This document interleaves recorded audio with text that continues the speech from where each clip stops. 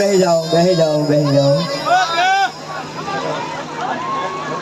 એ ભાઈ ભારતીબેન બટુકભાઈ મહુવા 501 રૂપિયા માતાજીની આરતીમાં ભાઈ